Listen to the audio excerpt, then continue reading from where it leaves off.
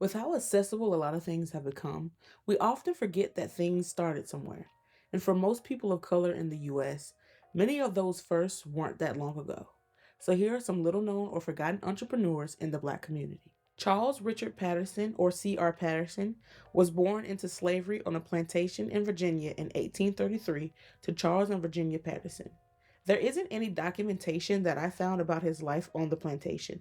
He and his family fled to Ohio somewhere between the 1840s and 1850s. The exact timing is unknown, however, they were listed on the census in 1850. So my guess is that they fled sometime in the 1840s. It's highly unlikely that they would immediately list themselves on the census as soon as they moved for fear of getting caught, and also they most likely wouldn't have even known what a census was. Charles eventually established himself as a blacksmith.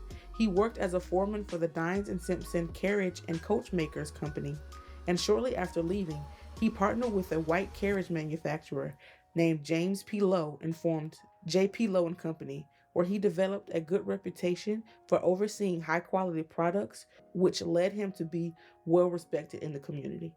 The company hired 10 workers by 1888, which was pretty good for a small business at the time. The company saw success, but with the Panic of 1893 and the Depression wreaking havoc on the citizens of the time, it caused a bit of a stir. Like the true entrepreneur that he was, Patterson saw this as an opportunity to own his own company. So he used the time period to buy out JP Lowe's shares in the company and became the sole owner, renaming it C.R. Patterson and Sons, which was basically unheard of for a black man. He went on to run quite a successful business, employing 35 to 50 craftsmen, producing 28 different horse-drawn carriage styles and about 500 horse-drawn carriages per year. Following his death, his son Frederick Douglass Patterson, no relation to Frederick Douglass, inherited the company. Frederick himself was really successful on his own. He graduated top of his class in high school and became the first black athlete to play football for Ohio State University and was also the vice president for the National Negro Business League, which was founded by Booker T. Washington. Upon inheriting the company, he put his business skills to use. He recognized that the company needed to change with the times and push forward into the future. So in 1915, he produced the Patterson Greenfield automobile, making him the first and only black owner and operator of an automobile company. The company went on to have great success, but eventually closed 7 years after Frederick's death in 1939 and 74 years of business. Next up is Lewis Adams. Lewis was born on October 27th in 1842 in Macon County, Alabama. Not much is known about his life during the early years, other than that he was a former slave.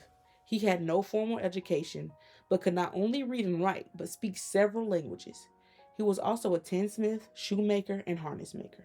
Adams was an active member and leader within the African American community and was really big into education. He thought that without a proper education, formerly enslaved people would not be able to fully support themselves and have a proper future. However, there was no established institution that was willing to teach them. In 1880, Adams was approached on behalf of two white candidates who were seeking to be elected into the Alabama Senate. They wanted to know what it would take to secure the black vote. He made a deal with the Democratic Party in Montgomery that to get the black vote, they had to provide funding for an African American school. He then partnered with banker George W. Campbell, and together they convinced the Alabama legislature to begin funding $2,000 annually, which was a lot of money back then, into the school.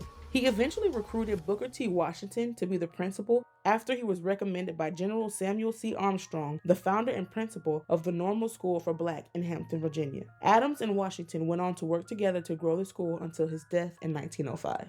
That school is known today as Tuskegee University. Please like, comment, subscribe, and turn on the post notifications. See you next video.